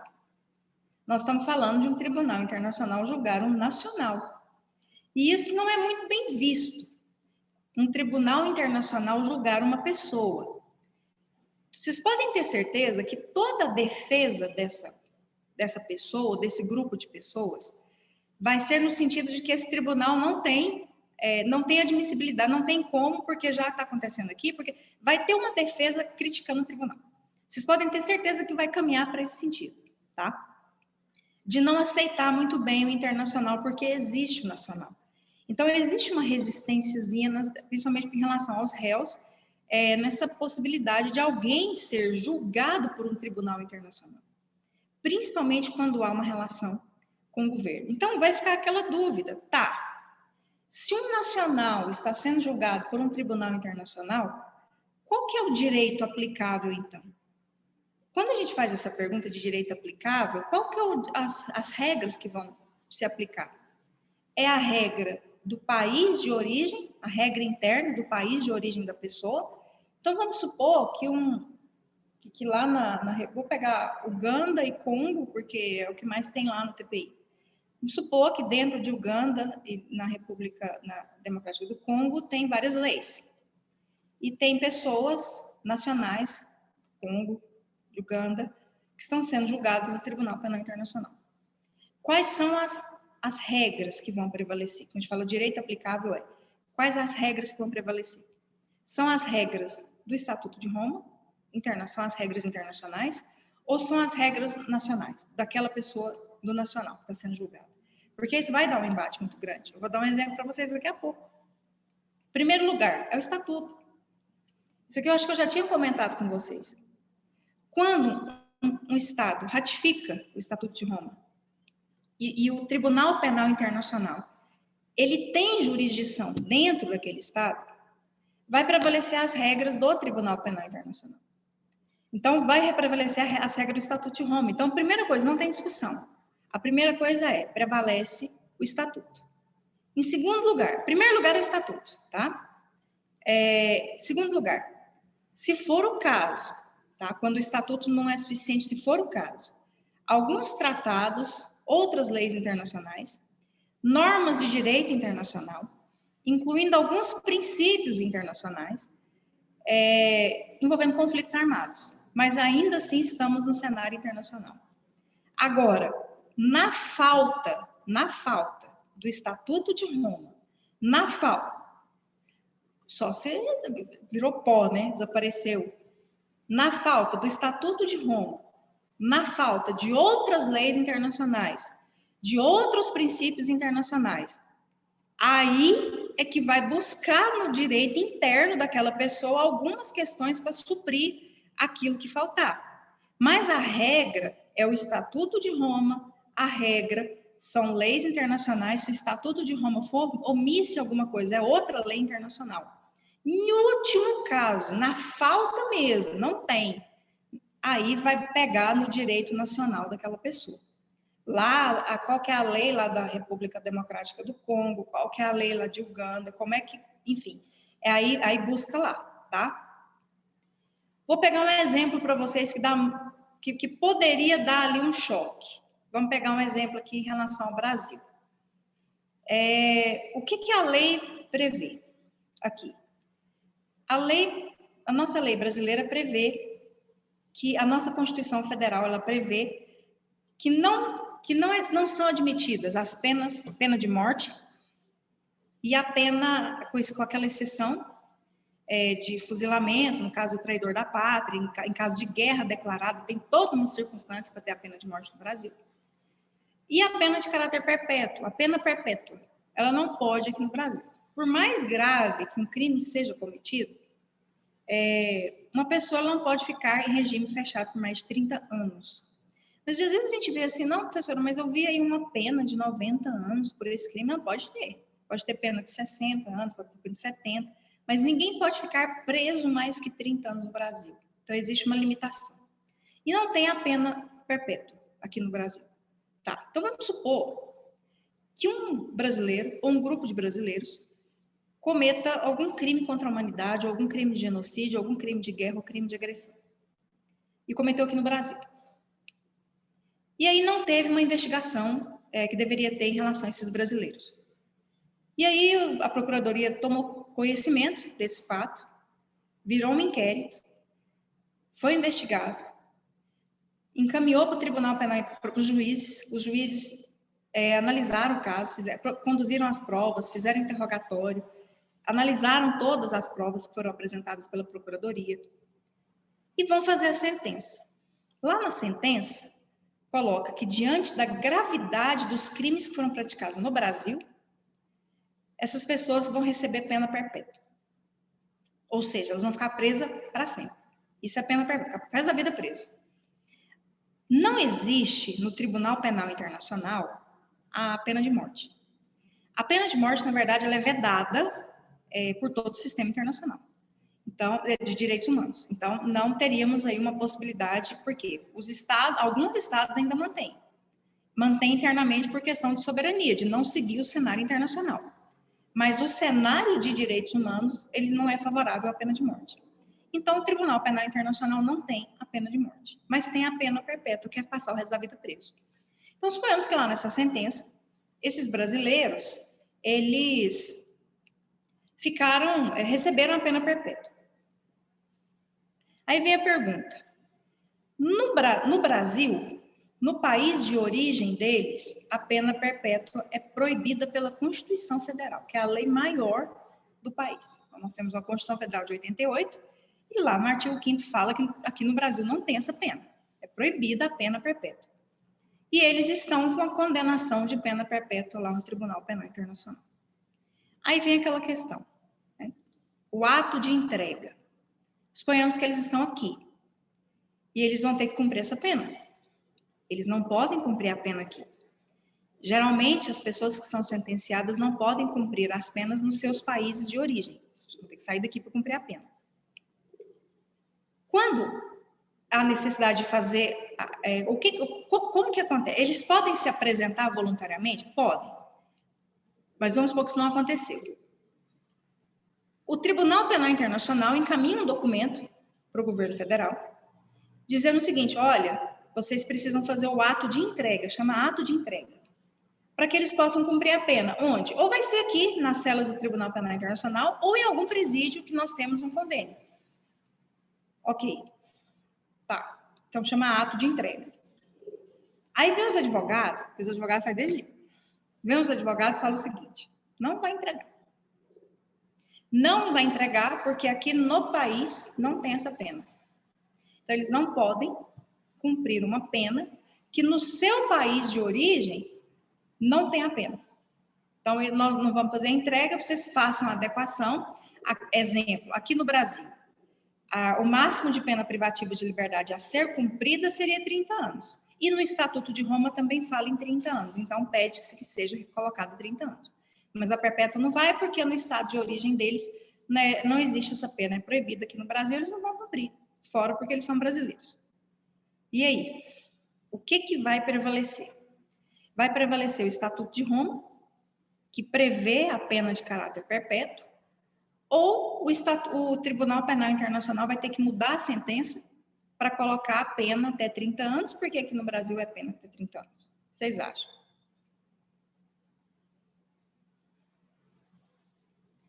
Os brasileiros vão ou não cumprir a pena perpétua? A professora, acho que o Brasil não vai extraditar porque tem que ter a pena tem que ser diminuída, né, para no máximo de 30 anos. O que acontece? Nós temos dois problemas aqui. Nós temos uma questão jurídica e uma questão de relações internacionais. Em relação à questão jurídica, o que vai prevalecer é o Estatuto de Roma. O que vai prevalecer é a sentença do Tribunal Penal Internacional. Então, o Tribunal Penal Internacional não é obrigado a mudar a sentença para adequar a lei do nacional. Porque uma vez que o país, o Estado faz parte, ratificou o Estatuto de Roma, ele está ciente que as regras nacionais deixam de prevalecer e o que vai prevalecer é o Estatuto de Roma. Então, se os juízes do Tribunal Penal Internacional entenderam que é uma situação de pena perpétua, mesmo que o Estado não tenha essa possibilidade, esses nacionais foram julgados no Tribunal Penal Internacional. Eles não foram julgados no Brasil. Então, vai incidir as regras do Estatuto de Roma. Então, a questão jurídica é essa. A questão jurídica é: o Tribunal Penal Internacional não está obrigado a mudar a sentença porque no estado de origem dessas pessoas não tem a pena perpétua. Então, isso é a primeira questão superada. É a questão jurídica. Agora, nós temos um problema de relações internacionais. Por quê? Existe um ato de entrega. E aqui nós não temos certeza que esse ato de entrega vai acontecer, por esse motivo. Pode ser que internamente tenha uma facilitação aí para as pessoas não serem encontradas. Olha, aqui agora vocês por vocês, nós não vamos fazer a entrega, mas também não vamos ficar vigiando vocês o tempo inteiro, né? Então, esse se vira. Mas pode ser que tenha um comportamento diferente, pode ser que o governo entregue. Toda pessoa que faz parte pelo menos a gente espera que seja, né?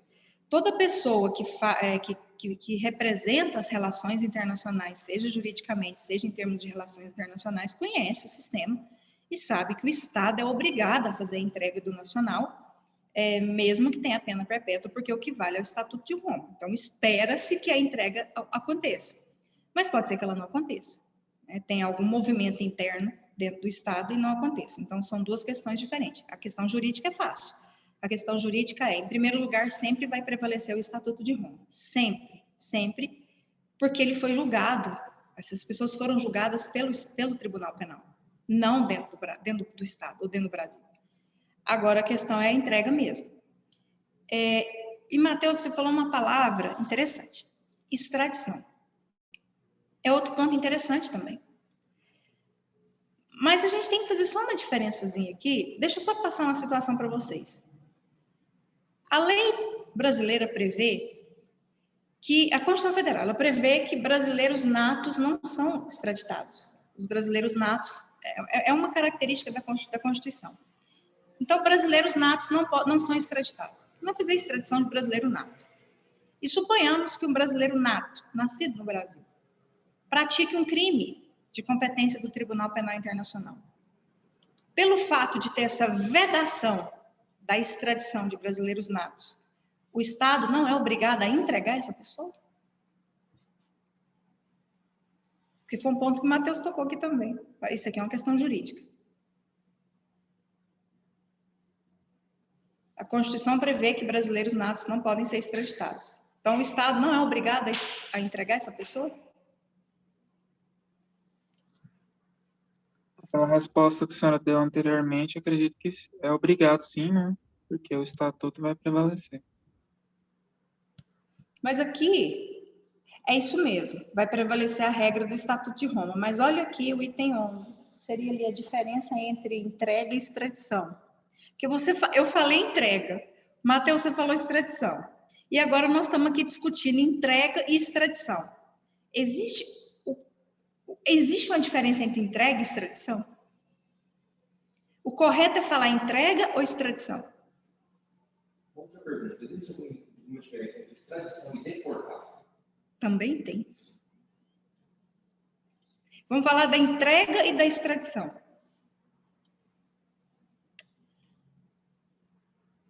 Então, tem lá a sentença contra um grupo de brasileiros por crimes contra a humanidade. É entrega ou extradição? Qual a diferença? Existe diferença?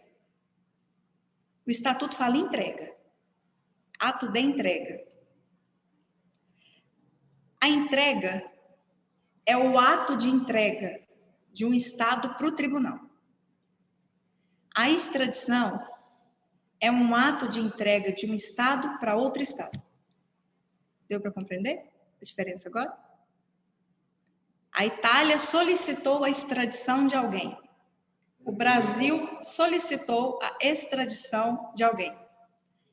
Se eu usar um exemplo real, como o exemplo do Cesare Battisti, talvez fique um pouco mais claro. Extradição. O Brasil se recusou a entregar. Foi solicitado pela Itália, outro Estado. A Itália solicitou a extradição do Battisti. Então, a Itália cogitou ir até a Itália para tentar obrigar o Brasil a... Isso. Então, ele solicitou a extradição. Então, quando o ato é entre Estados, a Itália solicitou a extradição de uma pessoa para o Brasil solicitou a extradição de uma pessoa para a Indonésia, olha, devolve para cá, porque a gente julga que o Brasil solicitou a extradição de uma pessoa para a França. Então, é entre Estados. Então, é extradição. Quando é para tribunal internacional, é entrega, não é a palavra extradição. Então, só para ficar claro aqui, por que o Estatuto de Roma sempre fala em ato de entrega e não fala em ato de extradição. Ela sempre fala, olha, o ato de entrega tem que ser feito, após a sentença, o Estado deve fazer o ato de entrega da pessoa para cumprir a pena. Por que fala sempre em ato de entrega? A palavra entrega é para tribunais internacionais. Então, é o Estado com o tribunal. A extradição, a relação é entre Estados. Não tem influência de nenhum tribunal internacional. Então, um Estado solicita a extradição de uma pessoa para outro Estado. Tá? Aí, Brasil, França, Itália, Brasil, Itália. Aí um vai lá, pega... A Itália solicita para o Brasil não entrega. Aí depois tem um aqui, a Itália, aí está lá na Itália, o Brasil solicita, a Itália falou assim, não vou vingar, não, vou entregar. Aí vai entregar. Ele já era um condenado italiano, foi fugitivo. O Brasil não tinha obrigação moral e cívica de devolver um fugitivo. Tinha obrigação legal, né? Pois é. Negócio complicado. Ele está falando do caso Battisti, tá? É Cesare Battisti. Que o Brasil negou a fazer a entrega, que é a extradição, porque a Itália solicitou, ele já tinha sido condenado, e aí a Itália solicitou a extradição, é o correto, porque é um Estado solicitando para outro Estado. Agora, quando é o tribunal, o nome é ato de entrega. O negócio não é muito simples nessa entrega, tá? Esse ato de entrega aí vai depender muito do governo para entregar. Geralmente, quando o Estado faz a solicitação para o Tribunal Penal Internacional agir, aí ele entrega. Pegou ali, ele faz o ato de entrega, porque a cooperação internacional deu certo. Então, a cooperação internacional vai desde as investigações até o ato de entrega. Aí a gente tem uma plena efetividade do Tribunal Penal Internacional. Agora, também não adianta nada fazer todo aquele movimento para investigar e chega lá no final e não faz a entrega da pessoa. Aí é complicado. Agora, a pessoa pode se apresentar? Pode. Nós tivemos casos aí que a própria pessoa foi lá e se apresentou. Foi lá e se entregou. A gente fala que se entrega, né? Só foi lá e se apresentou perante o Tribunal Penal Internacional. E aí foi. Bom, dando continuidade aqui, Matheus, você falou a palavra extradição, eu já puxei lá para o final, né, para a gente ver. Mas só para a gente poder passar aqui, já fechar esse... quero falar dos vencimentos aqui. Vamos passar para os vencimentos. Aqui, não, a gente precisa comentar dessas decisões hierárquicas aqui.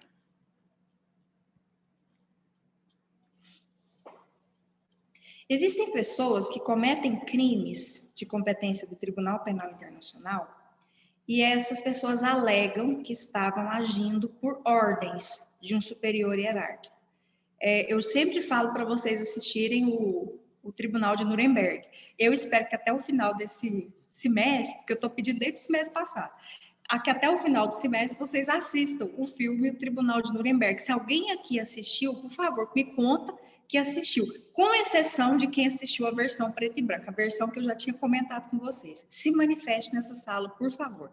Se não assistiram, gente, tem um feriado depois da manhã. Esses feriados na quarta-feira é um negócio totalmente aleatório.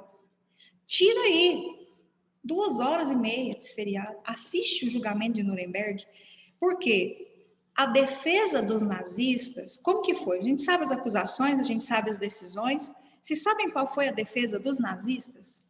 Todos os nazistas fizeram a mesma defesa. Eles falaram que estavam agindo seguindo ordens. E tinha decreto, tinha lei. No período nazista tinha lei que mandava fazer aquilo ali, que previa, que resguardava todas aquelas ações. E esses decretos, essas leis foram paradas dentro do processo. E a defesa dos nazistas foi: nós só fizemos isso porque nós estávamos cumprindo ordens de superior hierárquico e estávamos cumprindo as leis que foram criadas naquele sistema. Então, essa foi a principal defesa. Então, olha aqui.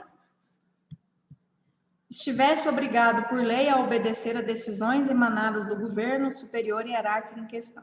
Não tivesse conhecimento de que a decisão era ilegal e a decisão não fosse manifestamente ilegal. É claro que naquela época todas aquelas decisões não tinham nenhuma relação com as normas internacionais de direitos humanos.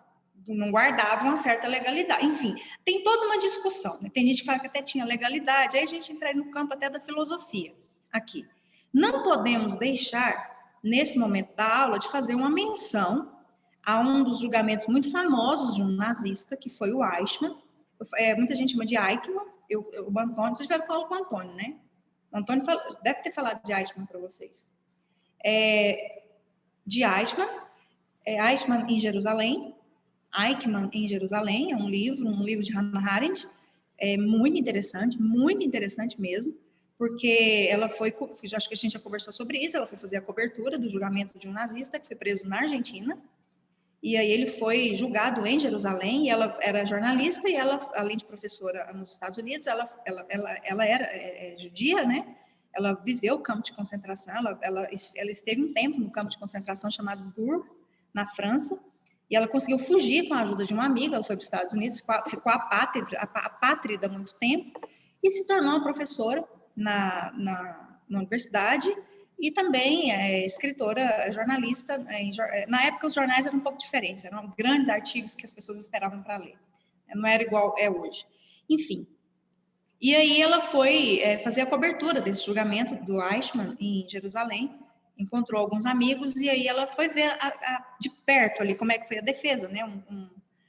Um julgamento. E aí ela viu a defesa, os advogados fazendo a defesa, e não foi diferente. A mesma defesa que fizeram lá no final da Segunda Guerra, fizeram com o Eichmann.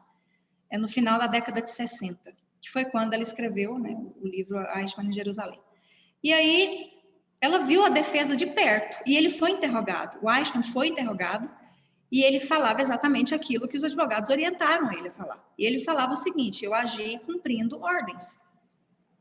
Aí o promotor perguntava para ele assim: mas você tinha noção que você era responsável porque Eichmann era responsável pelo transporte das pessoas para os campos de concentração. Você tinha noção que você era responsável por um sistema de transporte de pessoas e o que ia acontecer com essas pessoas? Ele, sim. Aí ele, mas o promotor, né? Mas você não queria impedir que aquilo acontecesse em nenhum momento? Você não via nenhum problema? Não, a gente não tinha essa capacidade de raciocinar o que vinha depois. O trabalho era tanto que a gente tinha que cumprir as ordens. Qual que era a minha função? Minha função era organizar o sistema de transporte, colocar aquelas pessoas lá dentro e mandar. O que acontecia com essas pessoas depois não era responsabilidade minha, já era responsabilidade de outro general. Mas você sabia o que acontecia? Sabia. Mas e a Hannah Arendt escreveu muito bem o que ela viu. Ela diz que, as palavras dela, diz que quando viu, ela achou que ia encontrar um monstro. E ela disse que encontrou um homem, o termo que ela usou, um homem assustadoramente normal. Ela achou que ela ia encontrar o capeta, o demônio lá, o monstro, ensanguentado, coisa horrorosa na frente dela. Ela fala isso. E quando ela chega, ela viu tanta frieza naquela pessoa, tanta normalidade naquilo que ele estava falando, que ela ficava assim: é um homem assustadoramente normal, que está aqui alegando que cumpria ordens e que não via maldade naquilo que ele estava fazendo. Hannah Arendt volta e não simplesmente escreve e entrega, né, aqueles artigos e fala que não vou julgar ninguém, não vou. Ela não fez a vingança que a comunidade judaica, que todo mundo esperava que ela fosse fazer. E para mim, ela adoeceu foi depois disso, né? E até morreu depois disso. Ela simplesmente criou um fenômeno que se chama banalidade do mal. Na verdade, a teoria dela é que existem pessoas que banalizam tanto o mal que você não consegue, a pessoa não consegue ter expressões, a pessoa não consegue ter reações, ter expressões da gravidade da maldade. É como se fosse uma pessoa que você retira toda a capacidade intelectiva dela e ela não tem a capacidade de pensar. É como se ela fosse uma pessoa alienada. Ela age como se fosse um robô, ela não tem a noção de raciocinar o mal, e ela banaliza o mal de uma forma tão grande que ele se torna normal. Na vida daquela pessoa, é uma rotina normal. E ela criou essa teoria quando ela viu de perto um julgamento. Então, essas defesas, depois, para quem tiver interesse, para quem se interessa por essa área, eu gosto muito de filosofia política, gosto muito de Hannah Arendt, de estudar o que ela escreveu. Até as origens do totalitarismo é muito interessante vocês compreenderem alguns sistemas, enfim. Acho que o Antônio já deve ter falado isso melhor para vocês. Mas, assim, tem aí que quem tiver, né, no estatuto, quem tiver cometido um crime de competência do tribunal em cumprimento a uma decisão que foi emanada, não será isento de responsabilidade, tá? Alegar isso não isenta a responsabilidade, a menos que estava obrigado por lei a obedecer às decisões emanadas do governo do superior ou hierárquico em questão, ou não tinha conhecimento que aquela decisão era ilegal, ou a decisão não era ilegal. Enfim, se ele conseguir comprovar, geralmente são os advogados que tentam comprovar essas 3 situações aí para absolver a pessoa. Se conseguir comprovar essas 3 situações, essa pessoa pode ser absolvida no Tribunal Penal Internacional. Não sei se vocês já fizeram essa pergunta para mim, geralmente me perguntam, professora, juízes do Tribunal Penal Internacional, eles ganham para isso? Acho que vocês já fizeram essa pergunta para mim, não? Eles recebem alguma coisa para isso? Existe vencimento, subsídios, despesas? As pessoas têm despesa para ir. O Tribunal Penal Internacional tem sede na cidade da Haia, na Holanda. Os juízes, os procuradores não moram na Haia. Eles continuam nos seus países. Então, quando tem sessões de julgamento, essas pessoas se deslocam para a cidade da Haia para fazer essas sessões. Então, existe uma despesa muito grande. Dificilmente vocês vão encontrar, pode ter exceção, pode ser que alguém more realmente na cidade da Haia. Mas a regra é que essas pessoas continuam morando nos seus países e toda vez que tem a necessidade de se reunir, essas pessoas acabam indo para lá. Nossa, mas a pessoa vai se deslocar talvez semanalmente? Gente, isso para mim eu achava isso uma coisa que não tem lógica.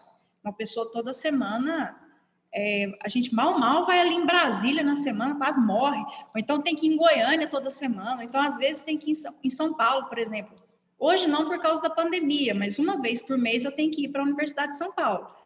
Um sábado por mês eu tenho que estar na Universidade de São Paulo para as atividades do Núcleo de Estudos em Tribunais Internacionais, que eu faço parte, e lá é no sábado. Então, eu vou um sábado por mês. Agora, na pandemia, a gente está no Zoom, mas era um sábado por mês eu estava lá. Eu já achava assim, o cúmulo do cansativo fazer isso uma vez por mês. Quando eu estava fazendo doutorado, eu tinha um colega de sala que ele na época representava o Brasil no G20, nas reuniões sem muitas decisões importantes. Era o Alexandre. Nós fizemos doutorado juntos. E nós fizemos uma disciplina na sexta-feira. E as salas no doutorado é em forma de U. Quando vocês forem fazer doutorado, vocês vão ver que até a sala do Stricto Sensu tem um formato diferente da sala convencional da graduação. E o Alexandre, a gente sempre sentava perto, a gente sempre conversava. E eu sempre olhava para o lado do Alexandre, assim, tinha sempre um papel dentro de um saquinho, plástico, assim, com informações de voos. E sempre estava lá. Primeiro para França, era uma conexão na França e Alemanha. Ele sempre ia para a Alemanha. E toda sexta eu olhava aquilo, tudo bem, se a pessoa vai, né? Vai sair daqui, vai. Agora, toda sexta eu ficava, gente, que é isso aqui? Toda sexta. E eu lá, dando sempre uma olhada, eu falei, não tem lógica, isso tem toda sexta aqui. Um dia eu tô lá conversando, ele deixa eu ir, porque hoje tá chovendo e esse negócio de trânsito. Eu falei, aí eu peguei a deixa, né? Eu falei, você vai para o aeroporto? Eu já reparei mesmo que você... Ele falou assim, toda semana eu tenho que ir para Berlim.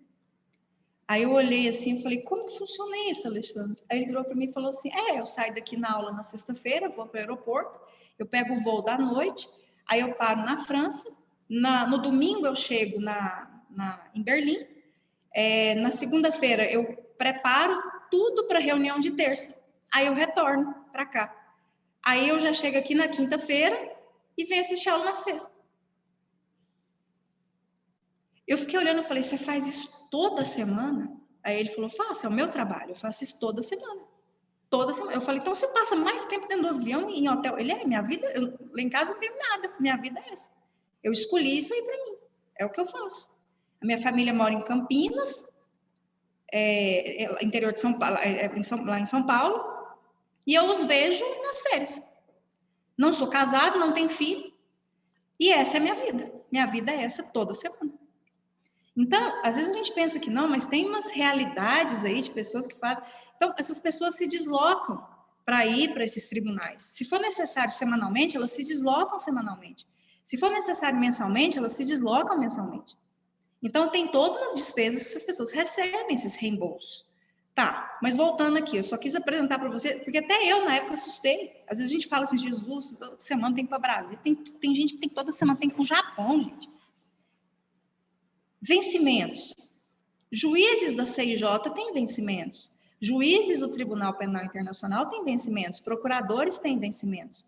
Então, para vocês terem mais ou menos uma noção, mais ou menos, porque é feito um cálculo anual, mas em reais, é como se eles ganhassem, que faz o negócio em dólar, então tá favorável, né? Hoje a conversão está bem favorável, considerando o dólar, né?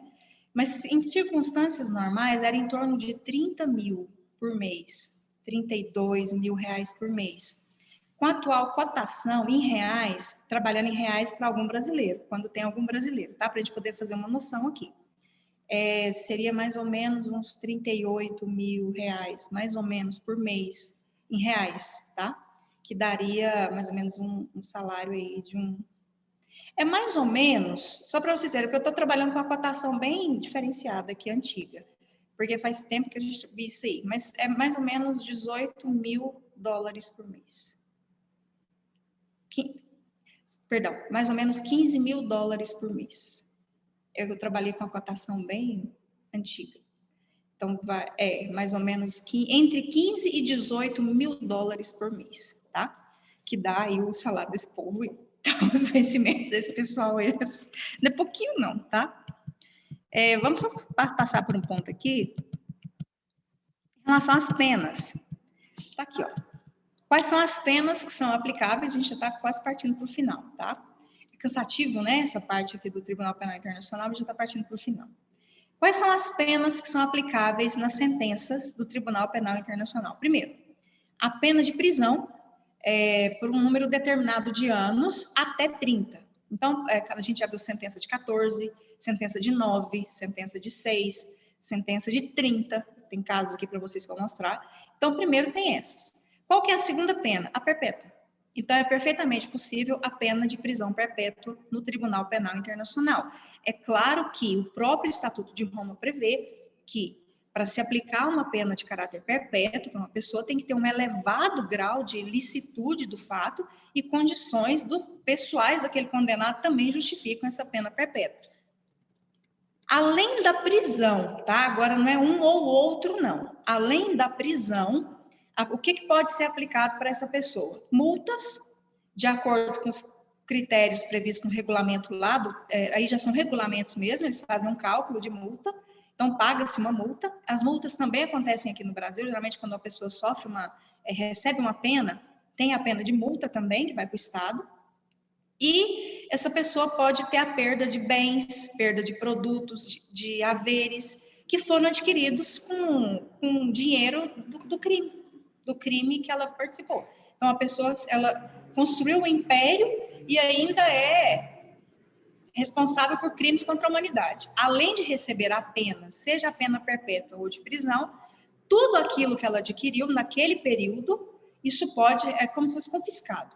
Ela pode perder esses bens, perder tudo mesmo, porque foi adquirido com produto de crime, tá? Então, isso também acontece aqui no Brasil internamente, isso não é muita novidade, não. Mas suponhamos que um brasileiro tenha sido sentenciado à prisão perpétua. Ele vai vir para o Brasil para cumprir essa pena, correto?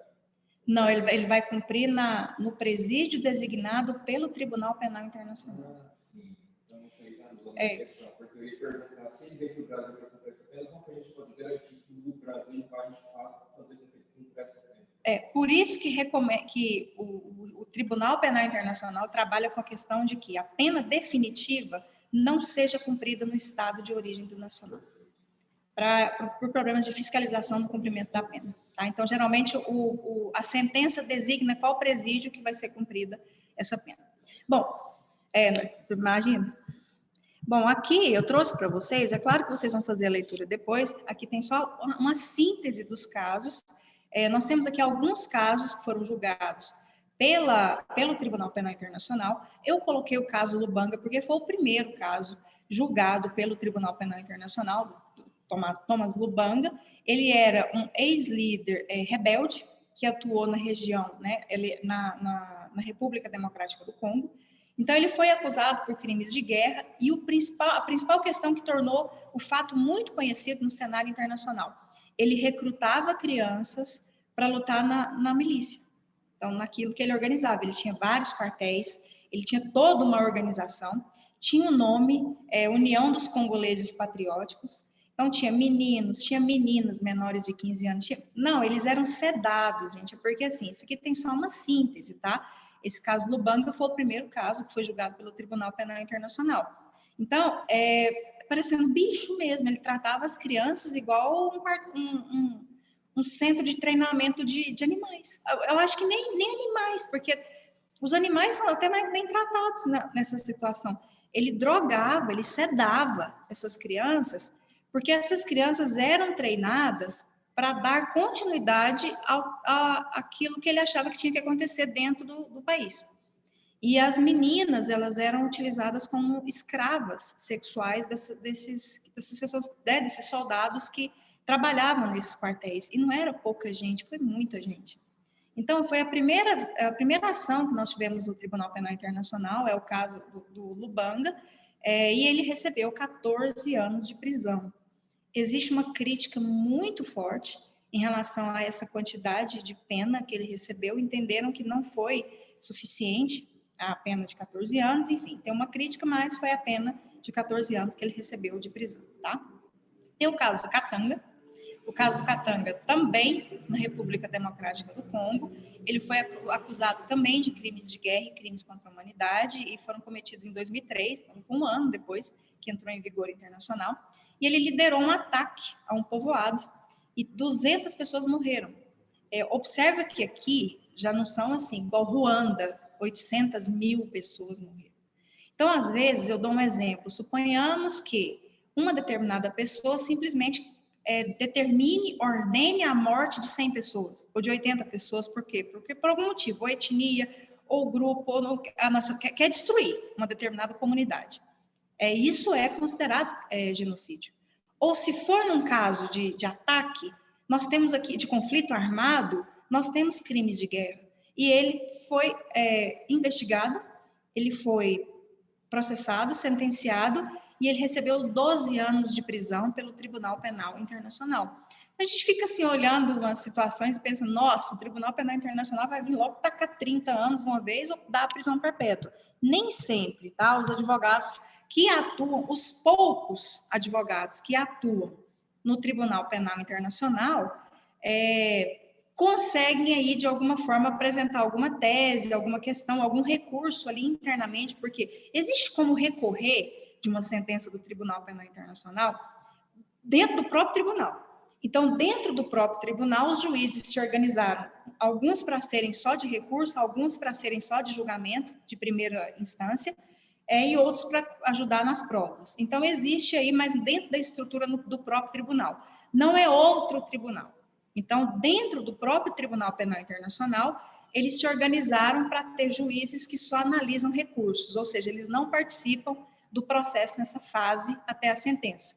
Então, eles vão recorrendo ali dentro do próprio tribunal e tenta ali abaixar um pouquinho a pena da pessoa, dependendo da situação. Outra coisa que leva-se em consideração. Vamos supor, porque os processos no Tribunal Penal Internacional, às vezes, desde quando começa pela Procuradoria até a sentença, são processos que podem levar 4, pode ser processos que levam 5 ou 6 anos até chegar ao final. E suponhamos que essa pessoa foi presa provisoriamente, ou seja, desde o início, vamos supor que o Lubanga, aqui ele era contra o governo, então o próprio governo solicita o auxílio. Vamos supor que o próprio governo falou, olha, está acontecendo isso. Aí o Tribunal Penal Internacional, a procuradora pede a prisão provisória dele. E aí o que acontece? O governo entrega para ele cumprir a prisão provisória. Lá no Tribunal Penal Internacional tem celas, tem muitas celas ali embaixo que essas pessoas ficam presas. E vamos supor que o processo leva 5 anos. E essa pessoa ficou presa 5 anos. Quando há uma sentença, foi condenada a 14 anos. Essa pena, esses 5 anos que a pessoa ficou presa, aguardando o julgamento final, ele é computado para diminuir a pena da pessoa. Então, tem isso ainda. Pode ser que diminua mais, porque durante o processo, essa pessoa tenha ficado presa, tá?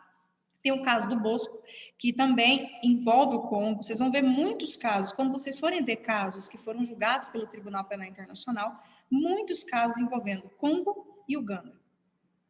Ele foi acusado de crimes de guerra e crimes contra a humanidade que foram cometidos entre 2002 e 2003. Ele foi acusado de 18 crimes diferentes. Dentre aquelas descrições que a gente já viu, eles conseguiram comprovar que ele cometeu 18 crimes diferentes daqueles que a gente estudou dentro da República Democrática do Congo. Ele pegou 30 anos de prisão. Então, ele pegou ali o máximo em termos de prisão de tempo, tá? Algum perpétuo, quero pegar para vocês aqui, não saiu definitivamente ainda, que é o caso do Dominique. O Dominique é bem recente, viu? A decisão dele, a sentença que ele é culpado, porque o que acontece? A sentença no Tribunal Penal Internacional, ela pode declarar que uma pessoa é culpada e só alguns dias depois ser anunciada a pena. Isso pode acontecer. Então, a sentença declara que uma pessoa é culpada e só alguns dias depois é anunciada essa pena. Tá. O que nós já temos aí? Recentemente, o caso do Dominique. No caso do Dominique, ele já foi declarado culpado pelo Tribunal Penal Internacional. Ele foi acusado de 70 crimes, mas conseguiram comprovar 61 acusações. O Dominique, aqui, na verdade, é envolvendo Uganda, aqui, e ele é tipo aquelas crianças que eram recrutadas para trabalhar em quartéis e serem treinadas para trabalhar com guerra, para achar, né, que trabalha com guerra, para fazer guerra, para estar envolvido em guerra. E o que aconteceu? Ele é uma dessas consideradas crianças soldados de Uganda. Então, ele é um caso de uma criança que foi para esses locais, foi treinado e se tornou uma pessoa de extrema periculosidade dentro de Uganda. E foi responsável por muitas mortes mesmo. Então, para eles, dos quartéis, foi um caso de sucesso para quem tinha os quartéis lá. Olha, uma criança nossa se tornou um soldado de guerra e saiu matando e cometendo esse tanto de crime. Só que o que aconteceu? O caso foi encaminhado para o Tribunal Penal Internacional. Qual que foi a defesa do Dominique? O que os advogados alegaram? Nos argumentos finais, a defesa argumentou que a vida brutal do exército de resistência, chama Exército de Resistência do Senhor, eles falavam que eles matavam em nome de Deus. Até o Dominique falou isso no depoimento dele, no interrogatório dele no Tribunal Penal Internacional, que todos esses crimes que ele cometeu foi em nome do Senhor. Então, eles usavam alguma coisa da religião ali para argumentar. E o que o advogado dele alegou? Que esse treinamento que ele teve, na verdade, ele é fruto de um treinamento muito brutal que aconteceu na infância. E que isso afetou a saúde mental e a capacidade de tomar decisões independentes. É como se ele cumprisse ordem, e ele só enxergasse aquilo porque desde criança. Então, o que aconteceu? A defesa alegou que ele, na verdade, era vítima de um sistema muito brutal dentro de Uganda e que ele não poderia receber uma pena. A procuradoria até entendeu que ele era vítima mesmo, mas quando ele estava na infância. Depois que ele se tornou adulto, ele foi responsável por 61 crimes. Assim, 61 acusações, na verdade. São vários crimes dentro de cada acusação. Cogita-se dentro do Tribunal Penal Internacional que em breve vai sair a pena do Dominique, cogita-se que vai ser uma pena de caráter perpétuo.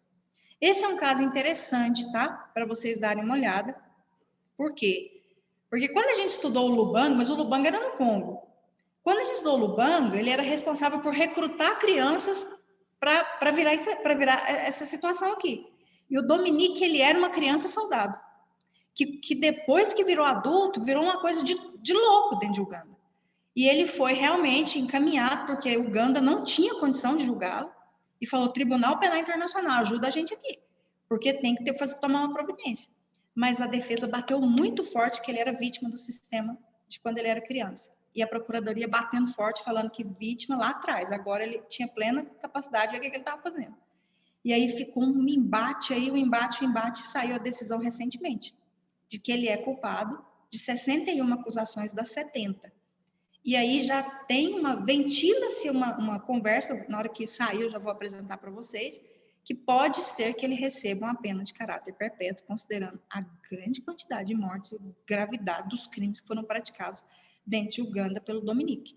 Então, depois, esse material já está disponibilizado no AVA, tem outros aí, tem até um envolvendo a Al-Qaeda, tá? Que pegou 9 anos de prisão, já é um pontapé aí em relação a um braço do terrorismo.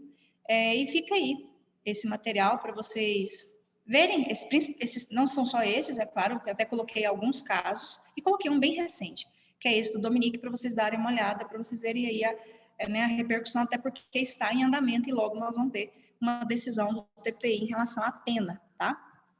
Na próxima aula a gente vai entrar em ONU, mas antes eu só vou falar um pouquinho do ecocídio, rapidinho, e o Tribunal Penal na Palestina, e na próxima aula a gente já entra num conteúdo de ONU, tá? Deixa eu só ver aqui, porque eu estava compartilhando, Hillary, aí agora que eu vou ver a pergunta. Quando o Estado resiste ao ato de entrega, o que acontece? O Pacto Sunt Servanda não obriga... Na verdade, não é nem... É um pacto... obriga, tá? Obriga o ato de entrega e obriga a cumprir a pena. Quando o Estado resiste a um ato de entrega? É aquela pergunta assim, e se o Estado não cumprir a sentença da corte? E se o Estado não cumpre... É a mesma pergunta, a resposta vai ser a mesma. Não tem um sistema coercitivo internacional para obrigar um Estado a fazer alguma coisa.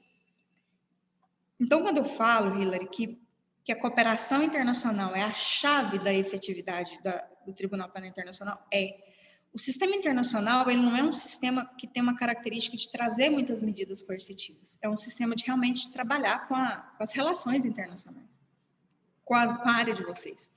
Então, não tem uma previsão de, olha, vai acontecer um problema aí se você vai ser expulso do sistema internacional. Não tem isso. Nós vamos prender também você, que é o chefe do governo, porque não vai entregar. Não, também não tem isso. Então, não tem um sistema de coerção para o Estado. O que o Tribunal Penal Internacional faz? Às vezes ele solicita auxílio de polícias de outros estados. Essa pessoa acaba sendo foragida, porque o Estado também não quer ter problemas de relações internacionais. Então, fala assim, olha, nós vamos segurar aqui a situação, você se vira, você some nesse mundo aí, e aí, se você for pego, nasceu. Então, acaba que o Estado vai alegar, acontece muito, falar, olha, ele fugiu de onde ele estava, nós não temos aqui como localizar. Ele é foragido aqui dentro do Estado, mas a gente, na verdade, acaba que o negócio meio que afrouxou, e a pessoa, né? Tudo é feito para dar uma outra impressão, principalmente quando eu falo se for ligado ao governo. Mas não tem uma sanção internacional forte aí em relação a essas situações, tá? Prevalece mesmo a cooperação internacional. Ok? Povo? Professora, uma Oi, perguntinha. A Interpol pode ajudar nesses casos? Já solicitaram. Pode. Qualquer sistema de investigação do mundo pode, desde que queira. Só que agora não é nem se poder ou não, poder pode, tá? O Tribunal Penal Internacional ele pode solicitar a cooperação internacional de qualquer estado que faça parte do Tribunal Penal Internacional. Então pode. Agora vai além da sua pergunta. Esses sistemas assim, a CIA, Interpol, eles não são muito de se envolverem, não gostam muito de se envolverem, e aí acaba que eles falam, não, é recomendado que você procure a própria polícia do país, tal. Ou então conversa com o policiamento de tal, que tem mais atuação nesse cenário de crimes internacionais. Tem alguns sistemas policiais aí que não gostam muito de se envolver nessas questões do Tribunal Penal Internacional. Mas poder pode. Ok? Gente, mais alguma dúvida?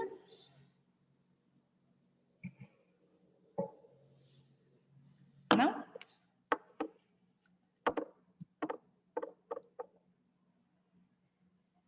Ok? Posso encerrar?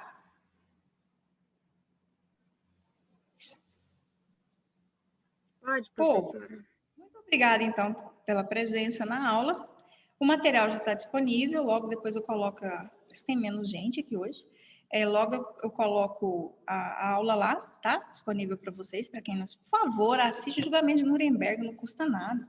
Pega lá 2 horas e meia, né? Já assiste o filme, eles vão entender umas coisas bem interessantes, e compreender até assim, nossa, vocês vão ficar assim, nossa, se tivesse um TPI naquela época, melhor coisa, assiste, custa nada, a gente devia pôr tanta potoca aí. Tira umas 2 horas e meia e vê o filme. Alguém acha o link aí, compartilha, tá? Gente, boa semana para vocês, que Deus os abençoe muito. Desejo saúde para vocês, para a família de vocês e a gente continua, tá bom? Até a próxima aula. Boa semana, vamos lá, né? Boa noite, professora. Ótima Boa aula. noite.